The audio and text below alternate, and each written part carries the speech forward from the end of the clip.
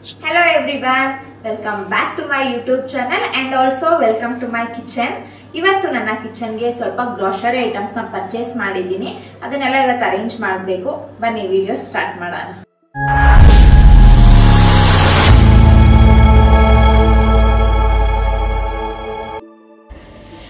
ಮೊದಲಿಗೆ ನಾನು ಪಿಂಕ್ ಸಾಲ್ಟ್ನ ಒಂದು ಸೆರಾಮಿಕ್ ಜಾರ್ನಲ್ಲಿ ಸ್ಟೋರ್ ಮಾಡ್ತಾ ಇದ್ದೀನಿ.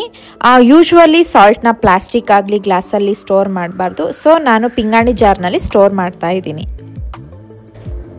ಈ ಒಂದು ಹನಿ ಪಾಟ್ನ ನಾನು ನಿಮಗೆ ಪ್ರೀವಿಯಸ್ ವಿಡಿಯೋದಲ್ಲಿ ತೋರಿಸಿದ್ದೆ. ನೋಡಿ ಎಷ್ಟು ಚೆನ್ನಾಗಿ ಕಾಣಿಸ್ತಿದೆ. ನಾನು ಮೀಶೋಯಿಂದ ತರಿಸಿದಂತಹ ಆಯಿಲ್ ಡಿಸ್ಪೆನ್ಸರಲ್ಲಿ 500 ml ಅಷ್ಟೇ ನಾನು ಫಿಲ್ ಮಾಡೋಕ್ಕಾಗೋದು. ಸೊ 2 ಬಂದಿರೋದ್ರಿಂದ ನಾನು ಎರಡರಲ್ಲೂ 500 ml ಫಿಲ್ ಮಾಡಿಡ್ತಾ ಇದ್ದೀನಿ. ಒಂದು ಖಾಲಿ ಆದಮೇಲೆ ಮತ್ತೊಂದು ಬಾಟಲ್ನ ನಾನು ಯೂಸ್ ಮಾಡ್ಕೊಬೋದು.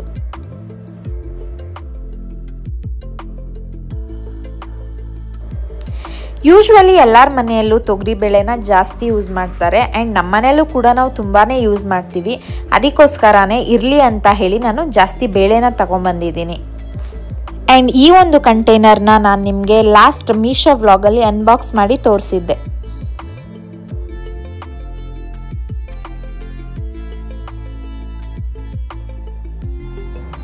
ಚಿಕ್ಕ ವಯಸ್ಸಲ್ಲಿ ನನಗೆ ಈ ಕಾಳಿನ ಹೆಸರೇ ಬರ್ತಾ ಇರಲಿಲ್ಲ. ಹೆಸರು ಬೇಳೆನ ಹೆಸರು ಕಾಳು ಅಂತಿದ್ದೆ, ಹೆಸರು ಕಾಳನ್ನ ಹೆಸರು ಬೇಳೆ ಅಂತಿದ್ದೆ.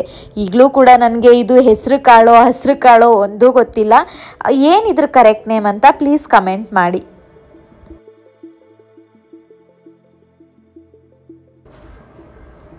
ಉದ್ದಿನ ಬೇಳೆನ ನೋಡಿದ್ರೆ ನಮಗೆ ಯಾವಾಗ್ಲೂ ಉದ್ದಿನ ವಡೆನೇ ನೆನಪಾಗೋದು.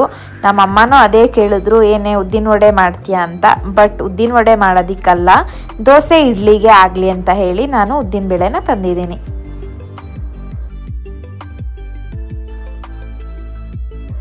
ಕಡಲೆಬೇಳೆನ ಬರೀ ಒಗ್ಗರಣೆಗೆ ಮಾತ್ರ ಯೂಸ್ ಮಾಡೋದ್ರಿಂದ ಸ್ವಲ್ಪ ಕ್ವಾಂಟಿಟಿನೇ ತಂದಿರೋದು. ಆ್ಯಂಡ್ ಈ ಒಂದು ಕಂಟೈನರ್ಗೆ ಪರ್ಫೆಕ್ಟಾಗಿ ಸೆಟ್ ಆಗ್ತಿದೆ. ಹಸಿ ಕಡಲೆಯಲ್ಲಿ ನನಗೆ ಸಾಂಬಾರು ಮಾಡಿದ್ರೆ ತುಂಬಾ ಇಷ್ಟ ಆಗುತ್ತೆ. ಆ್ಯಂಡ್ ಇದನ್ನು ನಾನು ನೈಟ್ ನೆನೆಸಿ ಬೆಳಗ್ಗೆ ಎದ್ದು ಹಾಗೇ ತಿಂತೀನಿ. ಸೊ ಪ್ರೋಟೀನ್ಗಾಗುತ್ತೆ ಅಂತೇಳಿ ಸ್ವಲ್ಪ ಜಾಸ್ತಿನೇ ತೊಗೊಂಡು ಬಂದೆ. ದೋಸೆ ಮತ್ತು ಇಡ್ಲಿಗೆ ನಾವು ಏನೇ ಸಾಂಬಾರು ಮಾಡಿದ್ರೂ ಏನೇ ಗ್ರೇವಿ ಮಾಡಿದ್ರೂ ಅದ್ರ ಪರ್ಫೆಕ್ಟ್ ಕಾಂಬಿನೇಷನ್ ಚಟ್ನಿನೇ. ಸೊ ನನಗೆ ಕಡಲೆ ಚಟ್ನಿ ಅಂದರೆ ಸಖತ್ ಇಷ್ಟ, ಅದಕ್ಕೆ ಜಾಸ್ತಿ ತಂದೆ. ಇದು ಕಾಬೂಲ್ ಕಡಲೆ.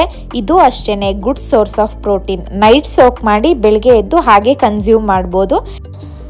ನಾನು ಸುಮಾರು ವರ್ಷದಿಂದ ನೈಟ್ ಟೈಮು ಬಾದಾಮನ್ನ ನೆನೆಸಿಟ್ಟು ಬೆಳಗ್ಗೆ ತಿನ್ನೋದನ್ನು ಅಭ್ಯಾಸ ಮಾಡ್ಕೊಂಡಿದ್ದೀನಿ. ಈ ಟಿಪ್ ತುಂಬ ಒಳ್ಳೆಯದು, ನೀವು ಕೂಡ ಫಾಲೋ ಮಾಡ್ಬೋದು. ನಾನು ಯೂಶ್ವಲಿ ಡ್ರೈ ಫ್ರೂಟ್ಸಲ್ಲಿ ಬರೀ ಬಾದಾಮ್ ಮಾತ್ರ ತಿನ್ನೋದು, ಕ್ಯಾಶ್ಯೂ ಮತ್ತು ರೆಸಿನ್ಸ್ ತಿನ್ನೋದಿಲ್ಲ. ಇದು ಏನಾದರೂ ಮನೆಯಲ್ಲಿ ಸ್ವೀಟ್ಸ್ ಏನಾದರೂ ಮಾಡಿದಾಗ ಯೂಸ್ ಮಾಡೋದಕ್ಕೆ ತಂದಿರೋದಷ್ಟೇ.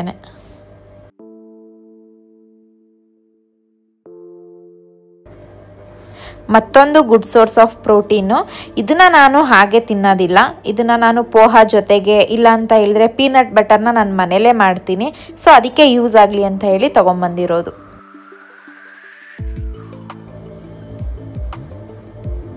ಇದು ಅಷ್ಟೇ, ಚಿಕ್ಕ ವಯಸ್ಸಲ್ಲಿ ನಾನು ಹೆಸರು ಕಾಳು ಅಂತ ಹೇಳ್ತಾ ಇದ್ದೆ.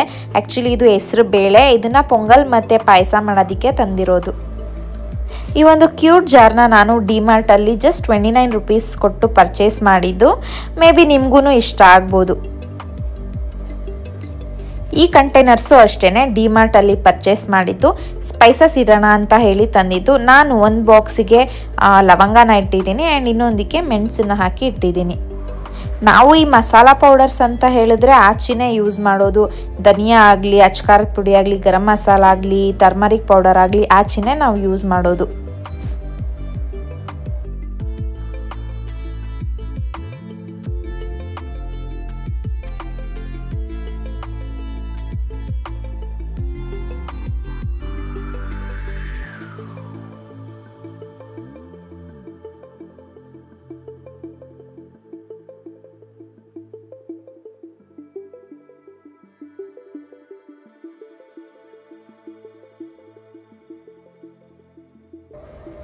ಈ ಒಂದು ಕ್ಯೂಟ್ ಜಾರ್ನು ಅಷ್ಟೇ ನಾನು ಡಿಮಾರ್ಟಲ್ಲಿ ಪರ್ಚೇಸ್ ಮಾಡಿದ್ದು.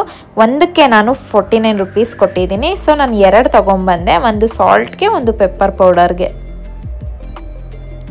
ಇದು ಮೋಸ್ಟ್ ಇಂಪಾರ್ಟೆಂಟ್ ಐಟಮ್ ಅಂತಲೇ ಹೇಳ್ಬೋದು. ವಿತೌಟ್ ಜೀರಿಗೆ ನಾನು ಡೇನ ಸ್ಟಾರ್ಟೇ ಮಾಡಲ್ಲ.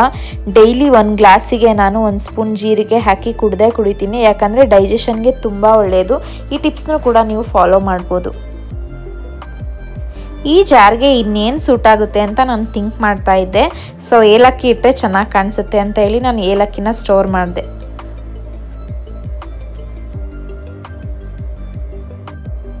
ದಿನ ಬೆಳಿಗ್ಗೆ ಖಾಲಿ ಹೊಟ್ಟೆಯಲ್ಲಿ 1 ಲೋಟ ಬಿಸಿನೀರಿಗೆ 1 ಸ್ಪೂನ್ ತುಪ್ಪ ಹಾಕಿ ಕುಡಿಯೋದ್ರಿಂದ ಯಾವುದೇ ಥರ ಡೈಜೆಷನ್ ಪ್ರಾಬ್ಲಮ್ ಬರಲ್ಲ. ನಾನು ತುಪ್ಪನ ಇದಕ್ಕೋಸ್ಕರ ಮಾತ್ರ ಯೂಸ್ ಮಾಡೋದು. ನೆಕ್ಸ್ಟ್ ಮಂತ್ ಶಾಪಿಂಗಲ್ಲಿ ನನಗೆ ಸ್ವಲ್ಪ ಬಿಲ್ ಕಮ್ಮಿ ಆಗುತ್ತೆ, ಯಾಕಂದರೆ ನಾವು ಸ್ಪೈಸಸ್ನೆಲ್ಲ ಒಂದೇ ಮಂತಲ್ಲಿ ಖಾಲಿ ಮಾಡೋದಕ್ಕಾಗೋದಿಲ್ಲ. ಇಲ್ಲ ಅಂತ ಹೇಳಿದ್ರೂ ಅದು ಒಂದು 2 to 3 ಮಂತ್ಸ್ ಬಂದೇ ಬರುತ್ತೆ. ನೆಕ್ಸ್ಟ್ ಮಂತ್ ಈ ಐಟಮ್ಸ್ನೆಲ್ಲ ಬಿಟ್ಟು ನಮಗೆ ಏನು ಬೇಕಾಗಿರುತ್ತೆ ಅದನ್ನು ಪರ್ಚೇಸ್ ಮಾಡ್ಬೋದು. ನಾವು ಮನೆಗೆ ತರೋದ್ರಲ್ಲಿ ಕಂಪ್ಲೀಟಾಗಿ ಖಾಲಿಯಾಗೋ ವಸ್ತು ಅಂತ ಹೇಳಿದ್ರೆ ವೀಟ್ ಫ್ಲೋರ್ ಮಾತ್ರ, ಯಾಕಂದರೆ ಚಪಾತಿ ಜಾಸ್ತಿ ತಿನ್ನೋದ್ರಿಂದ ಅದು ಕಂಪ್ಲೀಟಾಗಿ ಖಾಲಿಯಾಗುತ್ತೆ. ಸೊ ನಾನು 5 kg ಪ್ಯಾಕೆಟ್ನ ತಂದಿದ್ದೀನಿ. ಆ್ಯಂಡ್ ಈ ಬಾಕ್ಸ್ ಬಂದು ಡಿ ಮಾರ್ಟ್ದು 279 rupees ಇದಕ್ಕೆ.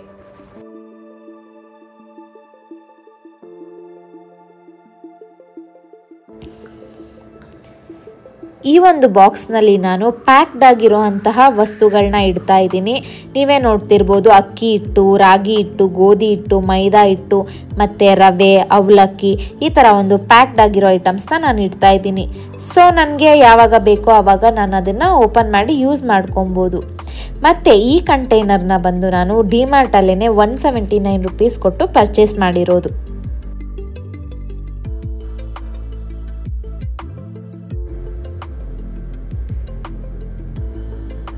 ಈ ಒಂದು ಕಂಟೈನರ್ನಲ್ಲೂ ಅಷ್ಟೇ ನನಗೆ ಯಾವುದು ಸದ್ಯಕ್ಕೆ ಯೂಸ್ ಇಲ್ವೋ ಆ ಪ್ರಾಡಕ್ಟ್ಗಳನ್ನ ಇಡ್ತಾ ಇದ್ದೀನಿ. ಸೊ ನನಗೆ ಯಾವಾಗ ಬೇಕೋ ಆವಾಗ ಓಪನ್ ಮಾಡಿ ಯೂಸ್ ಮಾಡ್ಕೊಬೋದು.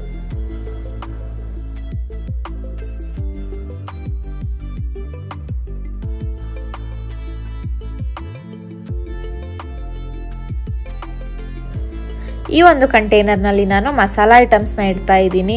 ಪಲಾವ್ ಎಲೆ, ಮೆಣಸು, ಹುಣಸೆ ಹಣ್ಣು, ಚಾಟ್ ಮಸಾಲಾಸು ಮತ್ತು ಈ ಕಬಾಬ್ ಪೌಡರು, ರಸಮ್ ಪುಡಿ, ಪುಳಿಯೋಗರೆ ಪುಡಿ, ವಾಂಗಿಬಾತ್, ಈ ಥರ ಪೌಡರ್ಸ್ ಇರೋದನ್ನು ನಾನು ಈ ಬಾಕ್ಸಲ್ಲಿ ಹಾಕಿ ಇಡ್ತಾ ಇದ್ದೀನಿ.